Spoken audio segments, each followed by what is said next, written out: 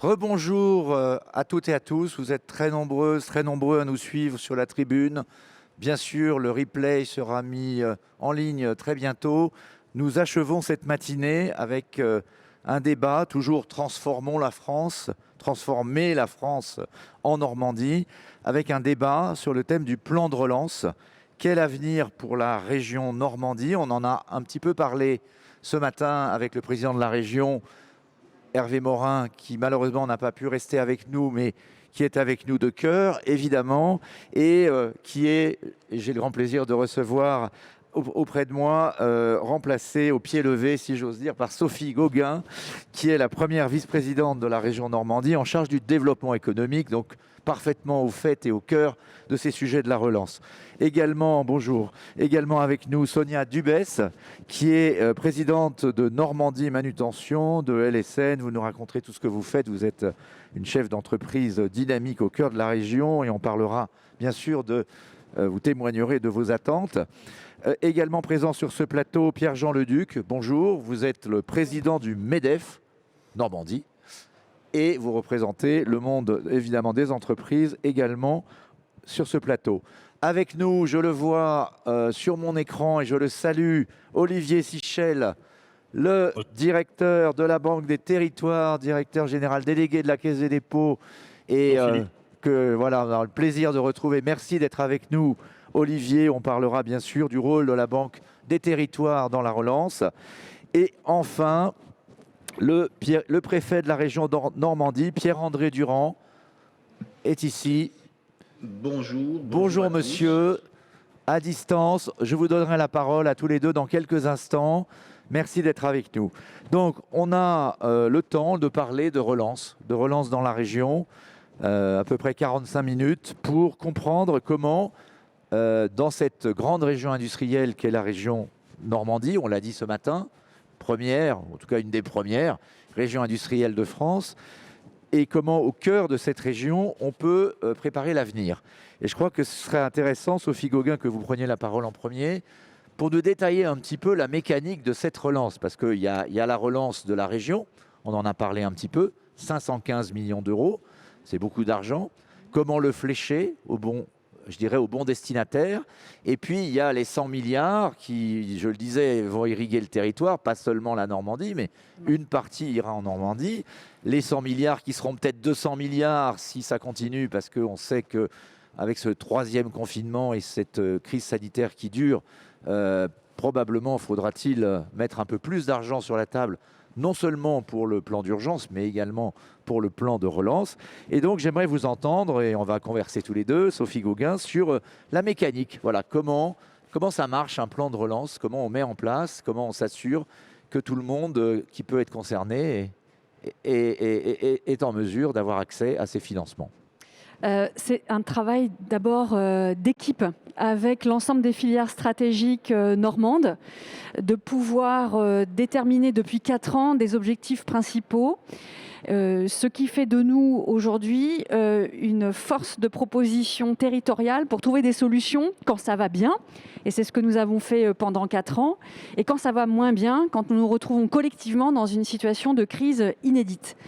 Et la méthodologie et l'agilité des collectivités territoriales sur les volets qui nous sont propres, Hervé Morin l'a rappelé ce matin, avec le préfet Durand, nous coprésidons les copiles de suivi de tout ce qui concerne le soutien de l'État.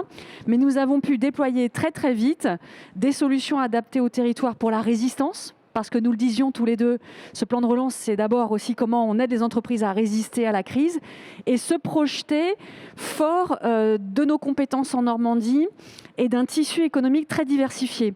Et c'est une force en situation de crise d'avoir un tissu industriel diversifié sur 10 filières stratégiques normandes. Je pense que mes interlocuteurs le diront tout à l'heure. Donc, travailler en réseau et en équipe pour définir et co-construire une politique publique adaptée, qui soit transversale pour se projeter vers des secteurs à la fois tout à fait innovants. Et le digital est une force en Normandie aussi pour le territoire industriel, quelles que soient les composantes, la santé, l'aéronautique, la logistique, vous en parlerez certainement. Et puis, le fait de co-construire ces dispositifs et de les adapter en permanence avec des délibérations chaque mois pour venir soutenir le tissu économique.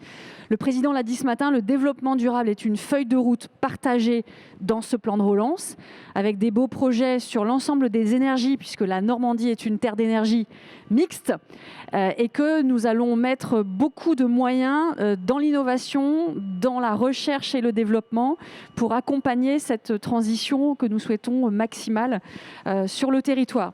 Et puis ne pas oublier aussi le tissu de PME, qui est notre force en Normandie. 80% des entreprises sur le territoire sont des PME, avec des partenariats très intéressants, et vos collègues et intervenants tout à l'heure en parleront certainement.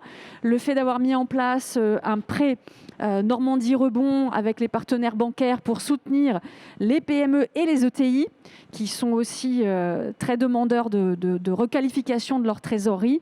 Et puis la gestion du plan post-PGE avec notre prêt participatif.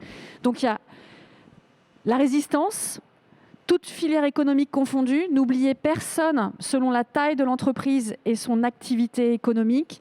Le fil conducteur, la transition numérique et la transition durable.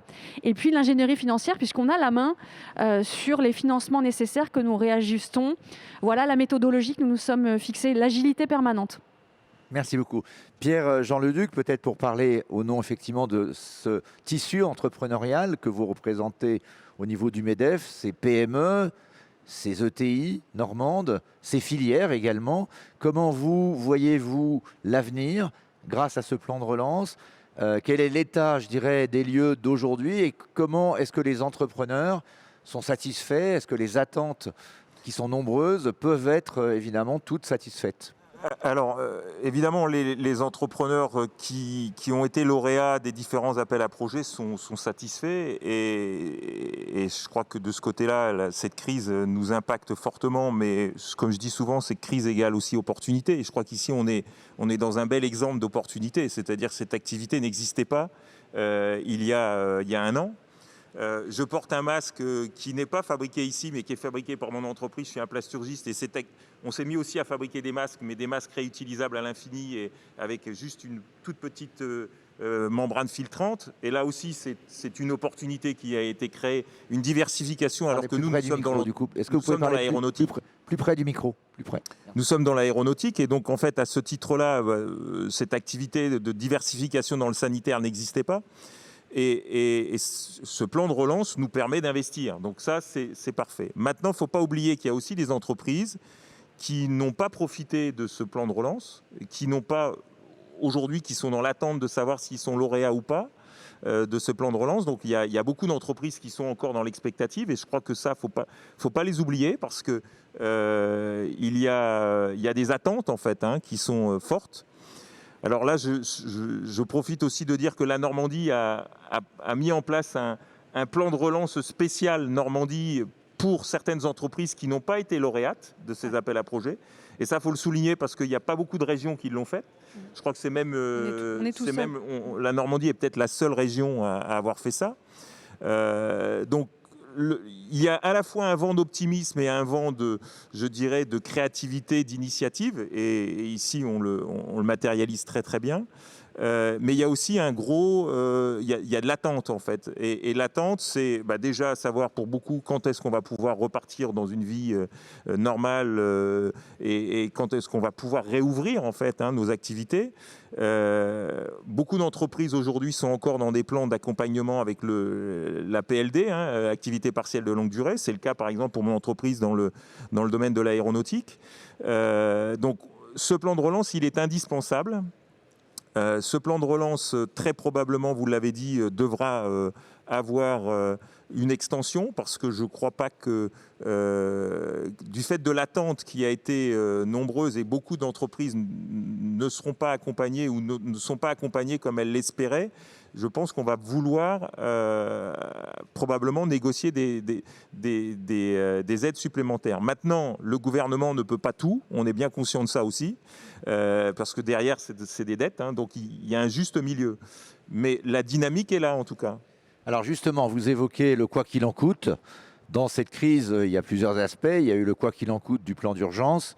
Et le plan de relance, il n'est pas dans le quoi qu'il en coûte, mais il coûte quand même déjà 100 milliards. Et on évoque effectivement une possible rallonge, peut-être un doublement. On évoquera aussi le volet européen, puisqu'on sait que le volet européen, même s'il tarde un peu à venir, doit également concerner la France. Avant de passer la parole aux autres interlocuteurs, une petite question sur la dette. Parce que là, on parle beaucoup de la dette qu'il faudrait effacer des États, la dette Covid. Ça, c'est un débat qui peut paraître aujourd'hui un peu abscon dans la mesure où les taux d'intérêt sont très faibles. Donc, il n'y a pas de sujet de remboursement de cette dette. Elle est portée par les banques centrales. Mais le sujet de la dette nouvellement émise pour les entreprises au travers de cette crise, le ministre de l'économie, vous l'avez vu, Bruno Le Maire, vient de faire une déclaration assez fracassante. Il a évoqué la possibilité d'effacer un certain nombre de dettes liées notamment au PGE, avec la question, vous l'avez dit, de la transformation de ces dettes, sinon en capital ou en quasi-fonds propres, par des prêts participatifs. Comment vous ressentez la situation? C'est-à-dire que jusqu'à présent, il faut le dire, la crise a eu des impacts très très graves, mais n'a pas eu un très très gros impact de mortalité d'entreprise à date. Mais ce que tout le monde craint, tous les économistes le disent, et nous, en tant que journalistes, on le voit bien, on parle à beaucoup d'entreprises, on craint la deuxième vague, si j'ose dire, de mortalité d'entreprise.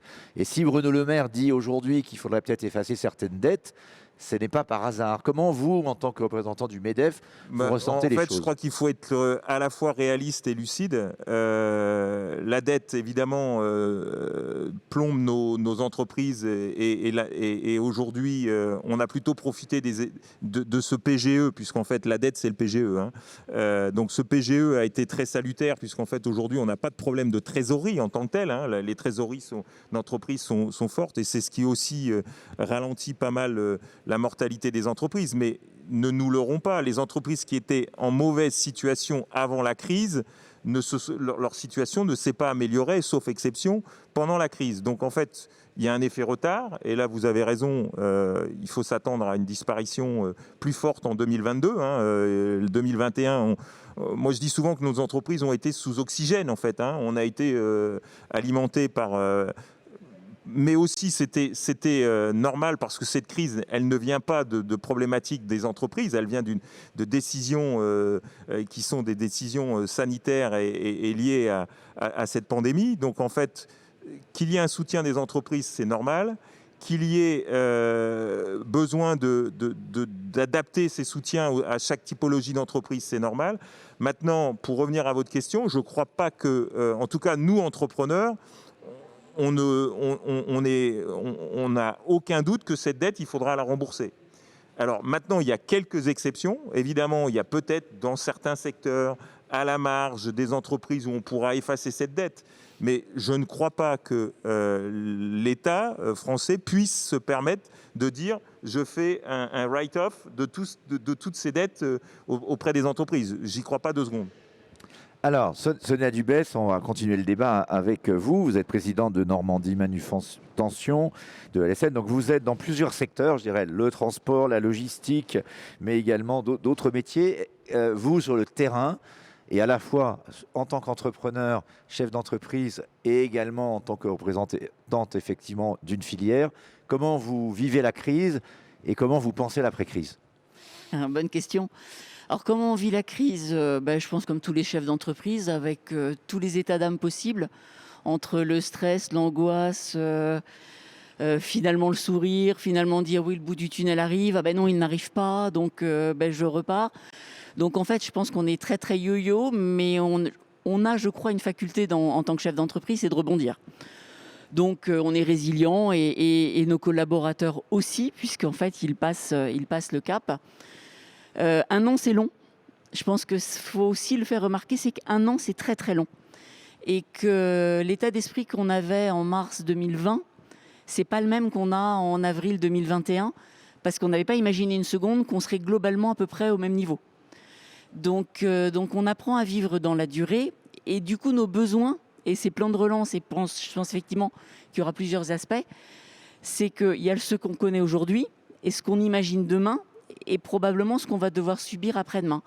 Je veux dire par là que là, on va être fracassé dans le plan de relance. On va dire qu'on va être vacciné, qu'on va avoir un peu d'air en termes médecine au mois de cet été. On se dit, allez, l'économie va pouvoir repartir. Oui, mais on a des problèmes d'approvisionnement de pièces, avec des vraies pénuries, avec des vrais retards dans les livraisons. Alors un retard dans une livraison, on dit bah oui, mais je suis pas livré en mars, mais je serai livré en mai ou en juin, c'est pas très grave. Oui, mais si je suis livré au mois de décembre, il y a des tas d'entreprises qui vont faire aucune facturation entre le moment où ils passent des commandes et le moment où ils seront en capacité de livrer leurs propres clients. Dans mon métier, le chariot élévateur, ou dans mon autre métier où je vends des télescopiques JCB ou des tracteurs, si je prends des commandes maintenant et que je ne peux pas livrer par exemple mes tracteurs au mois de juillet, je rate la moisson. Donc je perds un an. Et ça, je pense que dans le plan de relance, il va falloir qu'on imagine cette situation où on va avoir un deuxième effet, c'est le problème d'approvisionnement, de retard, de pièces qui n'arrivent pas. Et ça va avoir une vraie conséquence sur le demain. Déjà en cours. Et de pénurie, on va faire réagir à nos invités. Ce qui nous impacte, et Sonia le dit très très bien, c'est actuellement on est impacté par les pénuries. C'est-à-dire qu'on a des pénuries au niveau de l'acier, il y a des pénuries au niveau du bois, il y a des pénuries au niveau du plastique, il y a des pénuries des composants électroniques qui bloquent complètement la filière automobile. Donc ça, c'est des effets auxquels qu'on n'avait pas vraiment anticipé en fait, hein. Et c'est plutôt ça qui va, à mon avis, ralentir le rebond. C'est d'ailleurs pour ça, mais ce n'est qu'une maigre consolation, parce que là on est au cœur de la crise, que pour penser l'après-crise, on va en parler avec sans doute le préfet de région et également avec Olivier Sichel. L'un des sujets, c'est d'anticiper les questions de souveraineté. Exactement. On l'a vu dans les masques. On a vu qu'on a trouvé des solutions pour les masques dans cette entreprise comme dans la vôtre. On l'a vu, on le voit pour les vaccins aujourd'hui. Mais dans toute l'industrie aujourd'hui, les chaînes de production sont menacées d'engorgement ou de ralentissement parce que le monde entier est impacté. On me citait un cas qui, peut-être vous vivez, vous êtes dans une région qui est proche d'un grand port. Le problème, par exemple, de l'accès du fret maritime avec l'accès aux containers. Il y a eu une pénurie de containers ces derniers temps qui a beaucoup bouleversé les chaînes logistiques. Alors, ce qui se rajoute à ça, c'est qui dit pénurie dit augmentation de prix. Voilà, avec des impacts inflationnistes, avec des matières premières qui prennent des plus 10, plus 15, plus 20, plus 30. Et ça, comment vous anticipez alors cette question-là? Parce que vous voyez effectivement une crise qui d'abord est sanitaire, devient économique parce qu'on arrête le pays pendant une période de temps, on essaye de rouvrir et on s'aperçoit qu'en fait, il y a des tas d'effets de boule de neige, comme l'a dit Pierre-Jean Leduc, qui n'étaient pas tout anticipés. Alors, on l'anticipe, je dirais qu'on le subit plus qu'on ne l'anticipe. Après, les hausses de matières premières, dans un premier temps, les entreprises, l'industriel, l'entreprise essaie d'absorber au niveau de ses marges, dans la limite de ce qu'il peut absorber. Et après, forcément, il y a répercussion. Et ça va en général au client final. Et là, on a un risque d'inflation. Et là, on est sur un autre type de risque. Absolument. Et comme vous le disiez, l'enjeu... Sophie Gauguin, oui, sur cette question au niveau de la région, comment est-ce que vous observez ce problème? Ce qu'on observe, et heureusement qu'on s'est structuré pour pouvoir avoir des interlocuteurs au niveau de filières stratégiques, c'est qu'effectivement la question de la souveraineté fournisseur, et c'est un enjeu français et européen aujourd'hui qui nous saute au visage, mais nous l'avions anticipé, commencé à l'anticiper juste avant, c'est comment on est moins dépendant de fournisseurs étrangers ou de grandes stratégies sur la pétrochimie par exemple. Et le fait de travailler collectivement sur des commandes d'approvisionnement plus locaux, français ou européens, ça sera un enjeu définitif pour l'ensemble du tissu économique normand, surtout qu'on a aussi, nous, cette problématique du Brexit. Sur toute une partie de notre économie qui a un double impact. Sur laquelle la Normandie est pas mal effectivement impactée. Alors peut-être on va donner la parole à Pierre-André Durand, le préfet de la région Normandie. Vous avez entendu les premiers échanges, monsieur le préfet. Alors vous pouvez réagir déjà peut-être de façon générale, et puis on voulait vous entendre bien sûr sur la mise en œuvre du plan de relance et l'articulation entre la région et bien sûr l'État. Nous n'avons pas de retour son du préfet, pardon.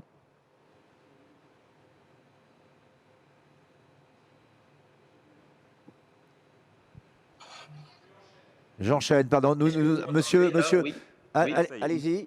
oui, je Ça y est, disais, on vous entend. ça paraissait clairement à l'écoute de vos premiers échanges. On voit bien qu'on est collectivement engagé dans une course de fond.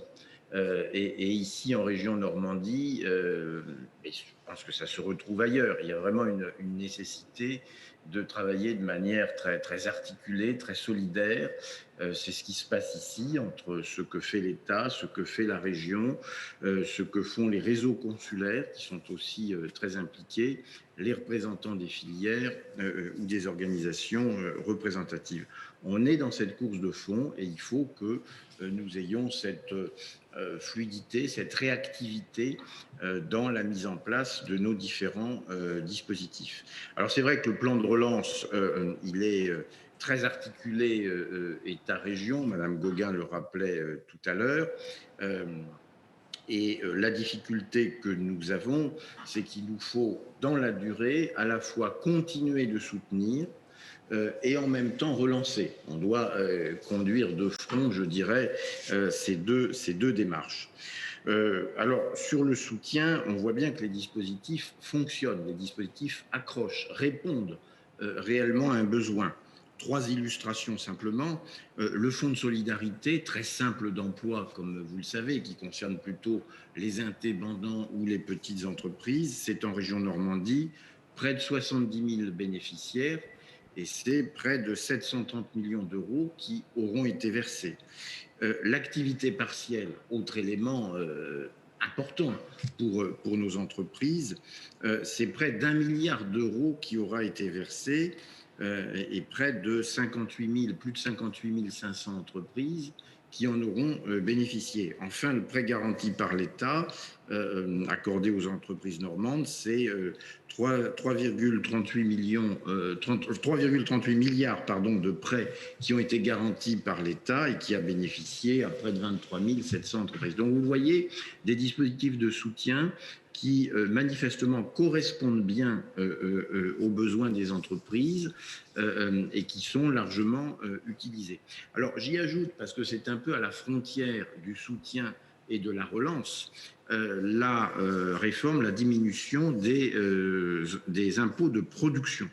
Les fameux 10 milliards qui sont consacrés à cela et qui, en région Normandie, bénéficient pour le moment à plus de 27 000 entreprises normandes pour un montant de 531 millions d'euros. Voilà. Je trouve que cette question des impôts de production, qui est très attendue par un certain nombre d'entreprises, fait bien cette transition avec le dispositif de relance. Et quant à la relance, ce sont à la fois les mesures que nous gérons directement, je pense aux diverses dotations en direction de l'État, aux actions de l'État sur son immobilier, mais aussi bien sûr à tous les appels à projets, toutes les initiatives que nous menons et que nous arbitrons pour beaucoup en coopération avec la région.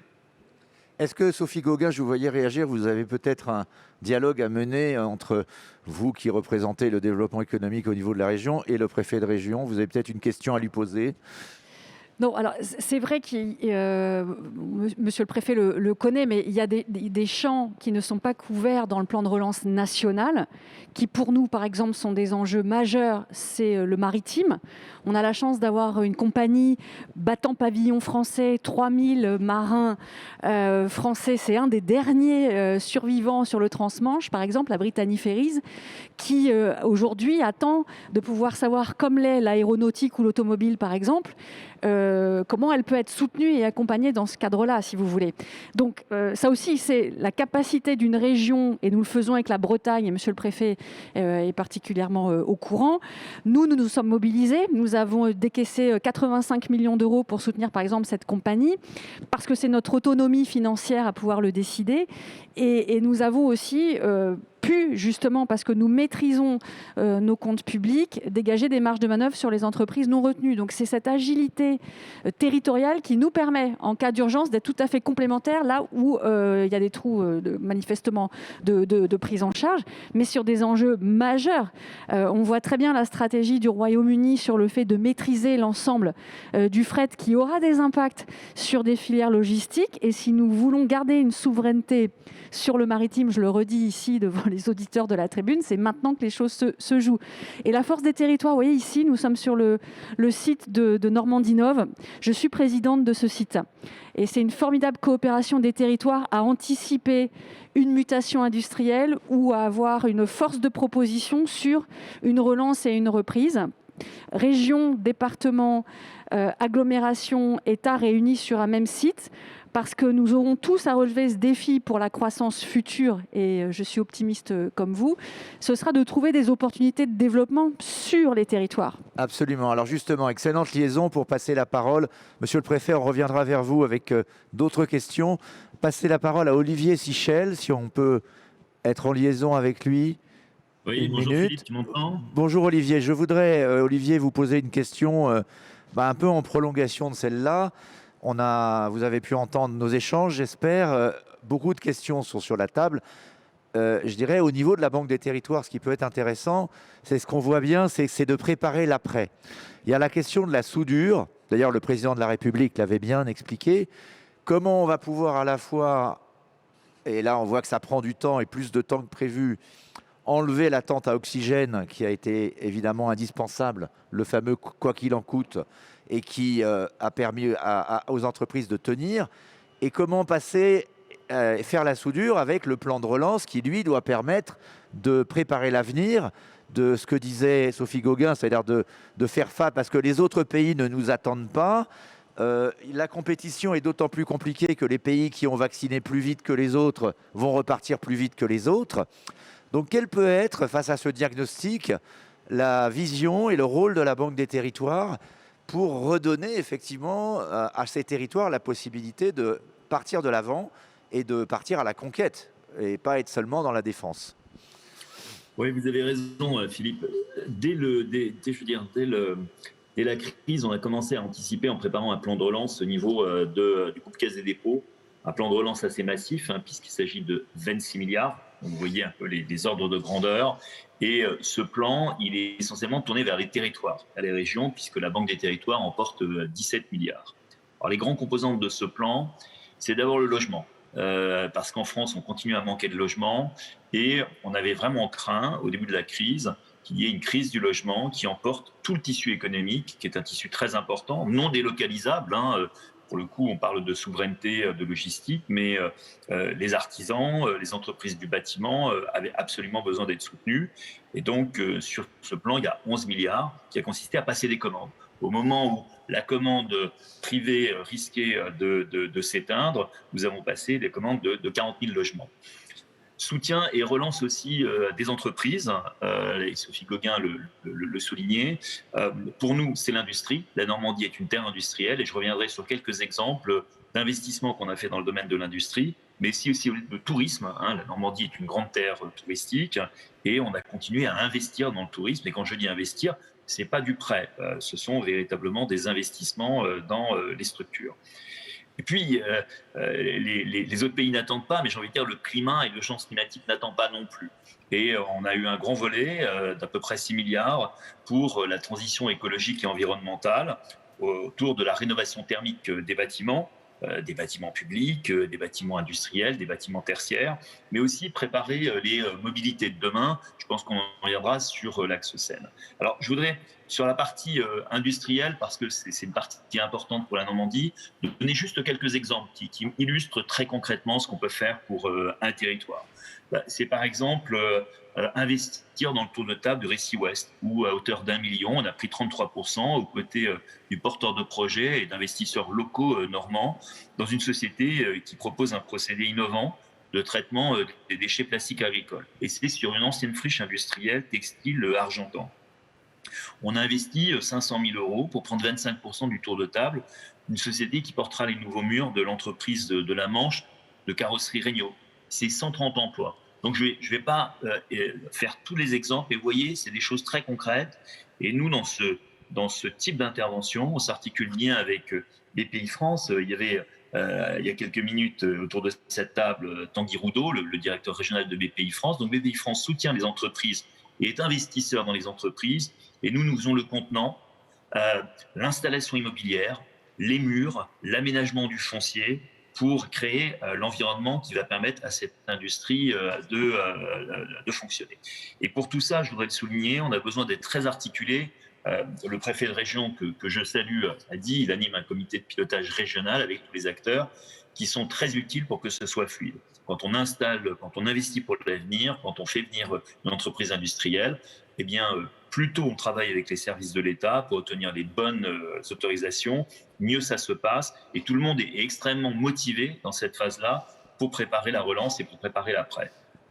Alors Olivier, je voudrais prolonger peut-être 2 minutes avec vous sur deux, trois points, parce qu'il y a la crise, mais il y a également beaucoup d'espoir et d'opportunités, ça a été dit par beaucoup.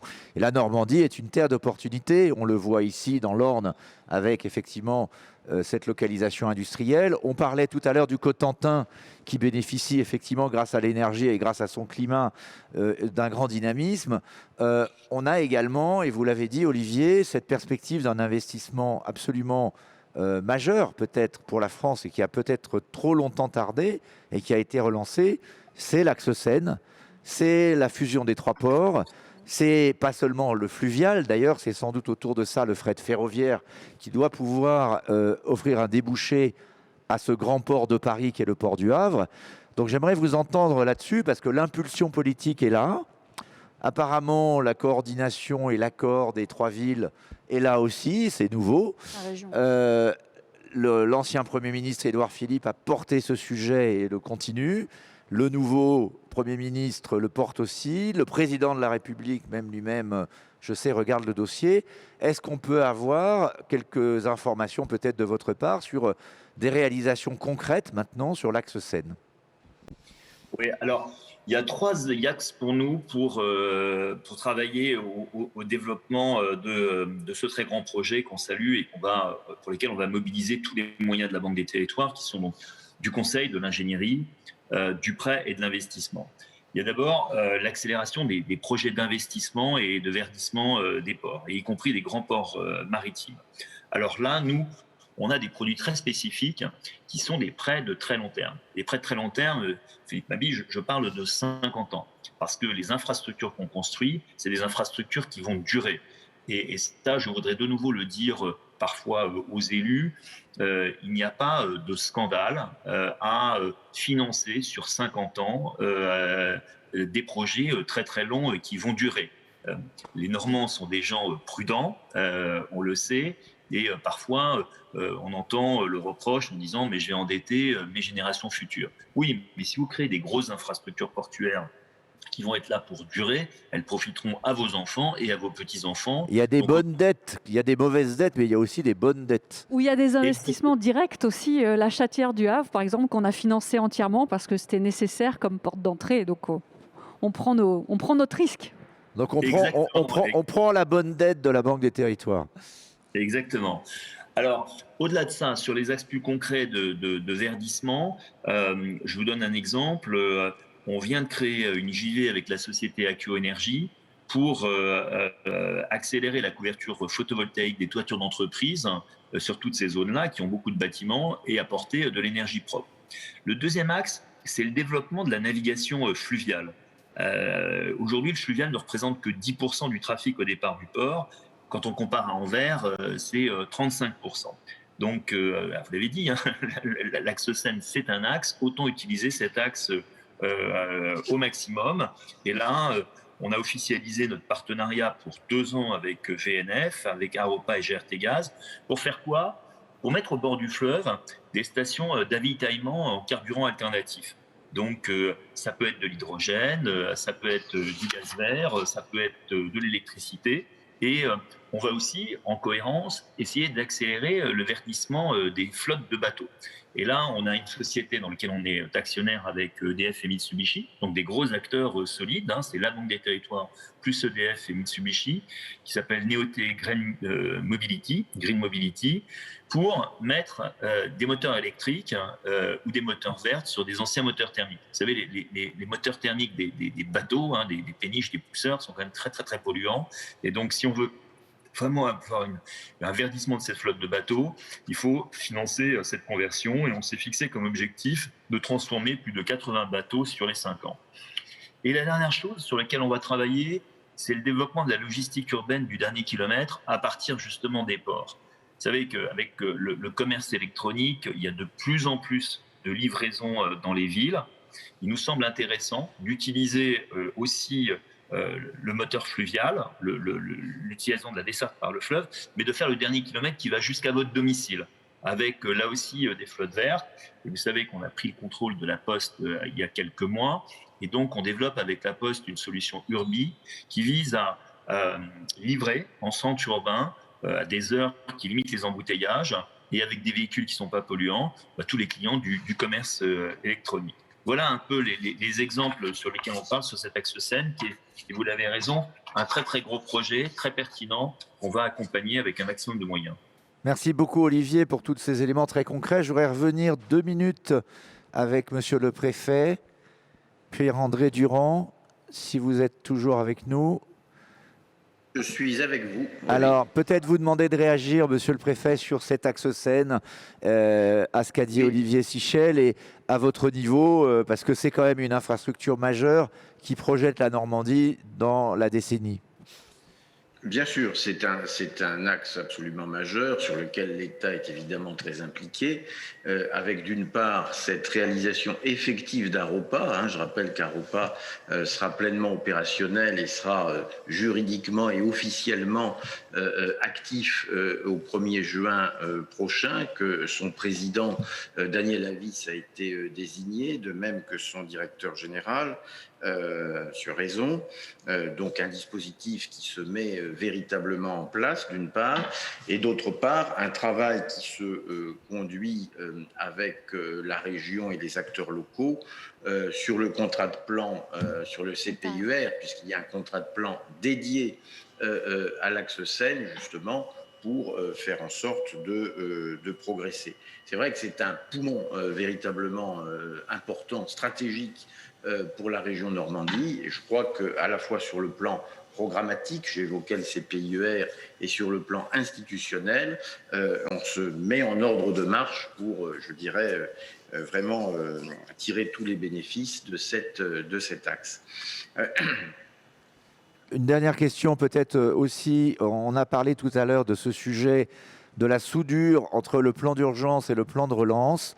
On évoquait effectivement la crainte que quand on enlèvera la tente à oxygène, je le disais, il y a beaucoup d'entreprises qui souffrent énormément. Comment est-ce que vous vous préparez à cette situation?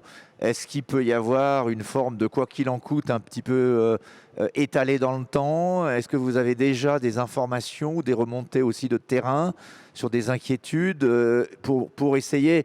Je pense que la leçon de cette crise, c'est bien sûr que le rôle de l'État a retrouvé toutes ses lettres de noblesse, il était indispensable qu'il intervienne. Et en même temps, on a besoin d'un État agile et pragmatique. Et comment est-ce que donc vous voyez les mois qui viennent, qui vont peut-être être difficiles? Vous avez raison d'identifier ce point, il est tout à fait réel. Nous savons qu'il y a un certain nombre d'entreprises qui chaque année cessent leur activité. Ce devait être le cas avant les périodes de confinement que nous connaissons et avant la mise en place des dispositifs gouvernementaux, et qu'un certain nombre d'entre elles ont pu poursuivre artificiellement, il faut bien le dire, leur activité, et qu'il y aura une sélection, si je puis dire, qui s'opérera le moment venu. C'est quelque chose, encore une fois, de bien identifié. L'État, mais cela a été déjà indiqué, a déjà démontré par le passé l'évolution d'un certain nombre de dispositifs, des prolongations d'aides, des régimes juridiques ou financiers qui ont eux-mêmes été révisés, et le gouvernement s'est déjà exprimé sur le sujet. Il n'y aura pas d'interruption sèche, mais bien en fonction des secteurs et des données, une transition souple vers un retour à la situation normale. On sait que nous n'aurons pas, je dirais, du jour au lendemain, un retour complet à une situation normale. Donc nous serons nécessairement conduits, côté État, mais je sais qu'il en sera de même avec les collectivités, avec les opérateurs, à accompagner cette transition, à accompagner ce retour à la normale, bien sûr. Je reste peut-être avec Sophie Gauguin. On en avait un peu parlé en préparant. Un point qui n'est pas toujours bien identifié, que vous avez d'ailleurs pointé que moi je n'avais pas vu à ce point, c'est le problème de la cybersécurité. L'une des conséquences de la crise, avec le télétravail, avec la digitalisation accélérée des entreprises, c'est qu'il y a des fragilités dans les systèmes de sécurité des entreprises. Je vois que Pierre-Jean Leduc opine. Donc, est-ce que vous avez identifié la taille du phénomène d'abord? Est-ce qu'en Normandie, par exemple, en particulier, vous avez constaté une accélération? Est-ce que vous avez des chiffres sur ces attaques informatiques, un peu comme il y a eu dans les hôpitaux, qui conduisent des personnes malveillantes à faire des chantages à l'informatique? Et quelles réponses on peut apporter? Il y a un plan cyber, mais qui est pour l'instant très modeste face au problème, j'ai l'impression. Alors, dans le plan de relance, nous en faisons un axe prioritaire pour les entreprises de Normandie, conscient que la question n'est pas de savoir quand l'attaque va avoir lieu, puisque de toute façon, elle va avoir lieu quel que soit le secteur d'activité concerné et quelle que soit la taille de l'entreprise. Et nous avions commencé à travailler sur le soutien à l'ingénierie de la transition numérique des entreprises avec l'Agence de développement pour la Normandie, en finançant à 50% des investissements sur la transition digitale, que nous fléchons de plus en plus sur l'accompagnement des entreprises, notamment pour l'acquisition et la formation de leurs équipes sur comment je résiste à une attaque, puisque nous le vivons en Normandie dans le domaine de la presse, dans le domaine des hôpitaux, dans le domaine des collectivités territoriales, dans le domaine des entreprises. Certains dirigeants avec lesquels j'étais il n'y a pas plus de 15 jours me disaient qu'ils perdaient 1,2 million d'euros quand ils étaient attaqués par jour. Et donc, c'est plus 320% dans la... Ce n'est pas une attaque informatique.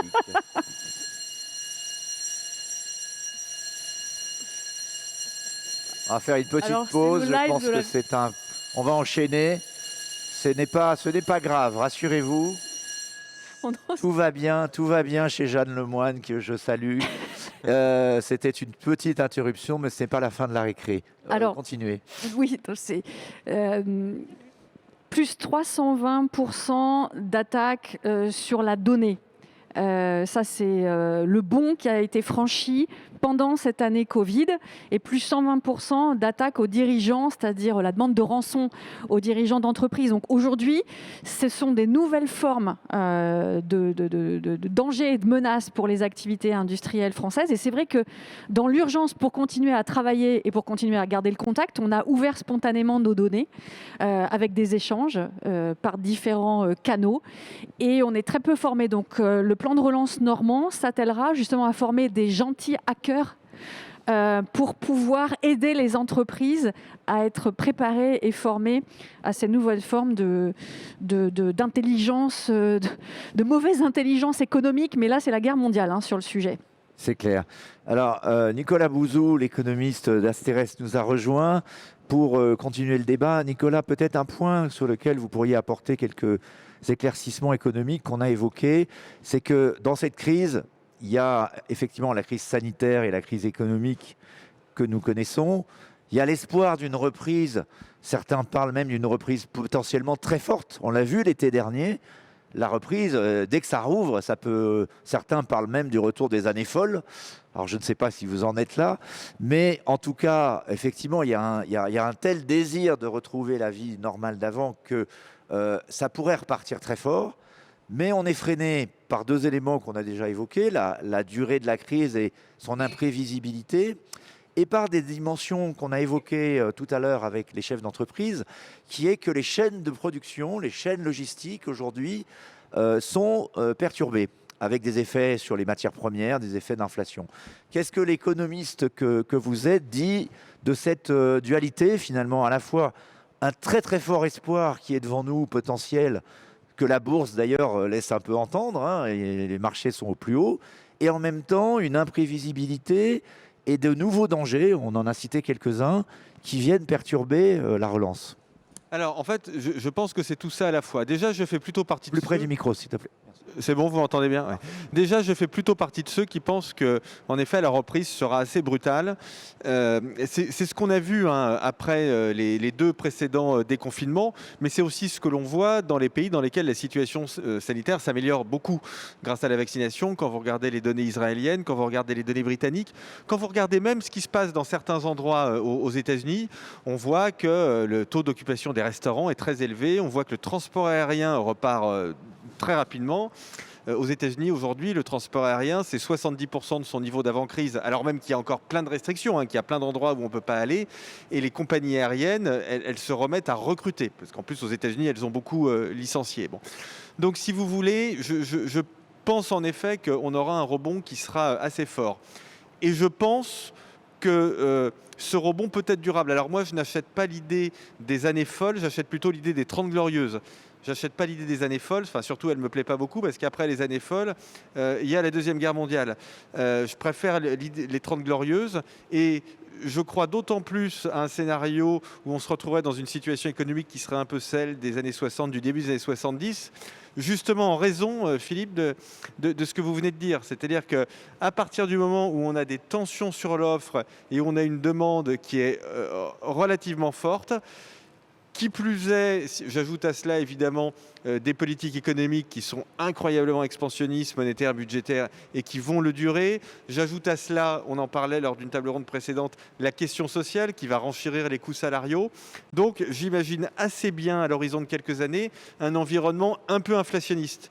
Donc vous voyez, une consommation assez dynamique, des innovations qui génèrent de la croissance, des difficultés d'approvisionnement, des tensions sur les coûts, des tensions salariales, donc un peu d'inflation. On se retrouve dans quelque chose qui ressemble un peu à ce que l'on avait à la fin des années 60 et à la fin des années 70.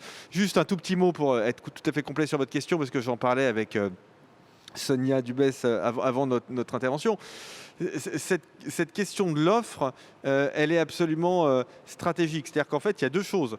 Il y a d'une part des difficultés à se fournir aujourd'hui dans un certain nombre de matières premières ou de produits intermédiaires. Bon, on parle énormément des semi-conducteurs, mais il y a aussi des difficultés d'embauche. C'est-à-dire, pour parler en très bon français, ce mismatch offre-demande sur le marché du travail qui préexistait à la crise, mais qui est toujours là, alors même qu'on est en période de crise, c'est quand même un sujet absolument majeur. Et ça aussi... excellente transition, parce que ça crée des tensions. C'est exactement le point sur lequel je voulais qu'on termine peut-être ce débat qui est passionnant. La question de l'emploi, qui est au cœur évidemment de cette relance, et la question des jeunes, qui est au cœur du cœur, si je puis dire. Parce que 2 ans, on parlait de nos enfants, enfin les plus âgés, ceux qui sont en train de faire des études, 1 an à 2 ans de perdu, peut-être pour certains d'entre eux, des difficultés énormes pour trouver des stages, des alternances, malgré les aides qui sont très importantes, sans doute plus que jamais. Sonia Dubès, peut-être, et je voudrais entendre les entrepreneurs et on pourra conclure là-dessus. Voilà, est-ce que sur la jeunesse, on y met suffisamment le paquet? C'est un enjeu d'attractivité aussi, de faire venir les jeunes dans les industries. Sonia Dubès, comment vous voyez les choses? Est-ce que vous êtes optimiste? Moi, je suis de nature optimiste, donc oui, je le suis. Je pense qu'on a un devoir de chef d'entreprise sur nos jeunes. C'est-à-dire qu'on a un devoir de les prendre en stage, on a un devoir de les accompagner en alternance. Et autour de moi, j'entends beaucoup de chefs d'entreprise qui le font. C'est-à-dire qu'il y a le discours, parfois de certains journalistes qui ont tendance à faire voir le côté noir. Mais moi, je peux vous dire qu'au quotidien, on prend tous beaucoup de jeunes. J'ai une de mes entreprises, on est 60 et on a 14 jeunes en alternance. Donc vous voyez que la proportion est colossale. Et sur l'autre entreprise, on est plus nombreux, mais on en a dans tous les métiers. La difficulté, c'est de trouver des jeunes qui veuillent faire de l'alternance dans nos métiers. C'est-à-dire que trouver un jeune dans l'alternance en logistique, ça se trouve. Trouver dans certains métiers technologiques, ça se trouve. Moi, je fais de la mécanique. Trouver des jeunes qui acceptent de faire de la mécanique, il existe des classes qui sont vides. Ou en tout cas, les professeurs n'arrivent pas à trouver d'élèves. Sachant que ce sont des métiers qui ne se délocalisent pas, et ça ne se télétravaille pas non plus. Et parfois, quand j'entends on doit tous télétravailler, ça me fait sourire, parce que je vous jure qu'un mécanicien, ça ne télétravaille pas. Donc la difficulté aussi, c'est de les attirer vers nous. Donc il faut qu'on apprenne aussi. Et là, on est très, très aidé par vraiment, et la région, d'ailleurs, là-dessus, fait un travail colossal de capter nos jeunes dans des métiers qui leur paraissent pas nobles, alors qu'il y a de l'avenir. Pierre-Jean Leduc là-dessus, puis on entendra bien sûr. En fait, Sonia Sonia a dit beaucoup de choses et qui pour moi sont essentielles. C'est que il faut donner envie aux jeunes d'aller dans les entreprises. Donc l'attractivité des entreprises est essentielle. Mais il faut aussi que les chefs d'entreprise fassent le job. C'est-à-dire qu'il faut les prendre en stage, il faut prendre des apprentis. Il faut aussi qu'ils s'engagent dans la gestion des CFA. Moi, je suis président d'un CFA au niveau de la plasturgie à Alençon. Donc l'ISPA, Polivia Formation maintenant. Si aujourd'hui on n'a pas compris que l'attractivité d'un territoire, l'attractivité des métiers passait aussi par garder nos jeunes, eh bien là on a tout faux. Donc en fait, je crois qu'aujourd'hui il y a une vraie conscience que les territoires doivent mettre à niveau les centres de formation, que les jeunes... Alors, la Normandie, on a été assez exemplaire par rapport à ça. On a eu une explosion de l'apprentissage. On suit nos apprentis, mais on voit bien que l'avenir de nos entreprises, puisque c'est quand même un peu ça le sujet, c'est le French Fab. J'ai mis mon petit coq bleu en attendant là, pour vous montrer qu'on est une terre d'industrie. La French Fab, si on n'est pas capable aujourd'hui de faire venir des talents et de les garder, parce qu'en fait, on a 13 écoles d'ingénieurs en Normandie, on a 2 grandes écoles de commerce, on a des talents, mais il faut les garder. Et pour les garder, il faut avoir des entreprises qui soient attractives, des entreprises performantes. Et pour qu'elles soient performantes, on a aussi besoin de ces jeunes. C'est un cercle vertueux. Et c'est là où je crois qu'on a vraiment besoin. Olivier, on termine et on vous passe la parole. On a vraiment besoin, je pense, là, de prendre conscience que c'est gagnant-gagnant, en fait, cette histoire. C'est plus on prendra de jeunes, plus on sera compétitif, plus on sera en phase avec notre époque, en fait. Parce Absolument. que c'est ça qui est vital. Et en tout cas, en Normandie, ce qu'on peut dire, c'est que ça fonctionne. Je pense qu'on est vraiment un territoire où ça fonctionne. Moi, j'ai plusieurs entreprises en France. Ce n'est pas le cas partout. D'accord. Olivier Sichel voulait réagir sur la jeunesse et sur les années folles. Oui, non, mais surtout sur l'urgence de la jeunesse et l'effort de formation. Moi, je crois qu'il n'y a pas de fatalité dans ce domaine. Nous, et pour répondre à la préoccupation de Sonia Dubès, on finance l'école de production de chaudronnerie du Havre. Et on est convaincu que dans la chaudronnerie, il y a de l'attractivité, sinon on ne le ferait pas. Et pour rebondir sur ce que disait Pierre-Jean Leduc et sur la cohérence de ce dispositif-là, Roland Mouchel-Blaiseau évoquait il y a quelque temps, juste avant, dans la précédente table ronde, l'importance d'avoir de la formation dans les villes moyennes. Eh bien, nous finançons les CNAM, les centres d'arts et métiers à Dieppe, parce que là aussi, il y a une cohérence. C'est-à-dire que les jeunes, ils quittent ces villes moyennes parce qu'il n'y a pas de formation supérieure, donc ils sont attirés par les métropoles, où il y a une tension sur l'immobilier, mais il y a aussi de l'emploi. Si on arrive à la fois à garder de la formation jusqu'au plus loin possible, par exemple, les centres d'arts et métiers à Dieppe, et Dieppe est une terre aussi d'industrie assez forte, avec des grandes entreprises industrielles, on continue à régénérer le système et à éviter d'un côté le dépérissement des villes moyennes, le dépérissement des entreprises qui n'ont plus de salariés et qui n'ont plus de salariés formés. Donc il y a tout ce cycle-là, cette cohérence-là. Et je trouve que quelque part, la crise, elle a été un catalyseur de la nécessité de cette cohérence et de se retrouver autour de la table pour avoir toute cette mise en synergie de tous les moyens, souvent d'ailleurs sous l'égide de l'État et du préfet de la région. Sophie Gauguin, sur la jeunesse, sur la formation. Oui, c'est une priorité de tous les instants et je remercie les chefs d'entreprise normands qui s'impliquent beaucoup à nos côtés. Les effets de levier qui ont été évoqués par les intervenants, l'orientation. Donc nous avons créé notre agence d'orientation en Normandie pour pouvoir impulser une dynamique et promouvoir les métiers dans la foulée des Olympiades des métiers où l'ensemble du tissu économique s'était mobilisé en région et avec les services de l'État. Le travail d'attractivité collective, c'est-à-dire travailler sur la marque employeur pour donner aussi envie aux jeunes et faciliter la communication des entreprises sur la promotion de leur propre savoir-faire. Il y a une fierté partagée pour les familles, les parents et les jeunes de travailler dans des entreprises made in France, de savoir le promouvoir et la reconnaissance nationale et internationale. C'est une force d'attractivité. Vous l'avez dit, avec la crise, il y a eu ce sentiment d'appartenance collective à une économie. Il faut qu'on continue à travailler sur ce secteur-là et c'est ce que fait l'ADN en formant les chefs d'entreprise à une communication externe. La mobilité, vous l'avez dit avec la Banque des Territoires, importante en Normandie, on a cette faiblesse d'une jeunesse trop peu mobile. Il faut que nous les accompagnions, nous finançons avec les entreprises normandes la prise en charge des frais de mobilité aujourd'hui, maintenant pour les jeunes diplômés. Et puis travailler sur le dernier kilomètre avec les zones d'activité industrielle. Comment on renforce l'accès à l'emploi au travers des mobilités partagées. L'Axe Seine aussi sera un bon laboratoire sur cette question, sur laquelle nous mobiliserons de l'argent public également. On n'a pas entendu le préfet de région, Monsieur Durand, peut-être sur la jeunesse, sur l'action de l'État. Rapidement, dire que je partage ce qui a été d'ores et déjà indiqué, d'autant qu'en Normandie, nous avons cette particularité de connaître un décrochage démographique, une forme de vieillissement, et qu'il est particulièrement important d'arriver à attirer et surtout à fixer nos jeunes. Ce que rappelait Olivier Sichel me paraît très important, notamment pour les jeunes qui sont justement en dehors des grands centres urbains et pour lesquels il faut manifestement que nous fassions des efforts.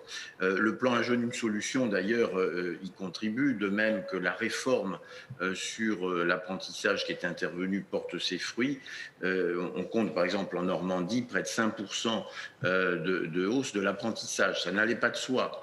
On était notamment très inquiet avec la crise d'avoir un fort décrochage sur ce sujet de l'apprentissage. Comment préparer l'avenir, et là les choses s'orientent plutôt positivement. En revanche, ce qui doit continuer, je crois, de nous mobiliser, de nous préoccuper, c'est toute cette fraction de la jeunesse qui est en décrochage scolaire ou qui n'a pas de qualifications particulières et pour lesquelles il y a là aussi un certain nombre de dispositifs gouvernementaux, une très forte implication aussi des collectivités, c'était rappelé par Madame Gauguin. Il faut vraiment qu'on soit aussi mobilisé sur cette fraction de la jeunesse et peut-être justement pour essayer de l'attirer vers des métiers qui ont souvent à tort une mauvaise image, alors même, on le sait, c'est le cas dans l'industrie, que les niveaux de rémunération sont tout à fait convenables. Merci beaucoup. Je crois qu'on arrive au terme de cette édition spéciale. On a dit beaucoup de choses, on pourrait continuer pendant des heures, mais je crois qu'il faut savoir s'arrêter. Encore une fois, je voudrais remercier tous les intervenants qui se sont déplacés ou qui ont pris du temps ce matin, y compris à distance, et c'est la magie du Zoom. Il ne faut pas faire de publicité, donc de la magie du digital en tout cas, et de la tribune qui vous a permis d'assister en digital, et vous aurez le replay de cette édition spéciale de Transformons la France. Moi, je suis à la fois année folle et 30 glorieuses, donc je trouve qu'on a fait le job. Je voudrais remercier tout particulièrement, elle se cache, mais Jeanne Lemoine, la fondatrice, directrice générale du groupe Lemoine, qui nous a accueillis dans son usine pendant 2 jours. On a un peu perturbé le travail parce qu'on a installé ce studio, mais vraiment merci beaucoup madame, et à vous et toutes vos équipes. Donc on voudrait vraiment, au nom de la tribune, vous adresser nos plus chaleureux remerciements. On espère qu'on a fait un bon travail et on voudrait vous féliciter pour celui que vous avez fait encore une fois. Je voudrais remercier toutes les équipes techniques qui sont en face de moi et qui ont fait un super boulot. Bravo, parce que c'était pas facile. Claire, Sophie, Jean-Christophe, ils sont partis, je ne sais pas s'ils sont là, mais voilà, la tribune, en tout cas... Olivier Sichel, la Banque des Territoires, on compte sur vous, parce que les territoires, vous savez que c'est notre credo à la tribune. Et donc, vous pourrez nous suivre en live, bien sûr, en replay sur latribune.fr et nous lire. Et puis, si vous nous avez apprécié, abonnez-vous, parce que quand vous aimez un journal, il faut le soutenir. Nous aussi, on a besoin d'un plan de relance. On essaye, en tout cas, de vous informer. Et on vous dit à très bientôt. Merci beaucoup.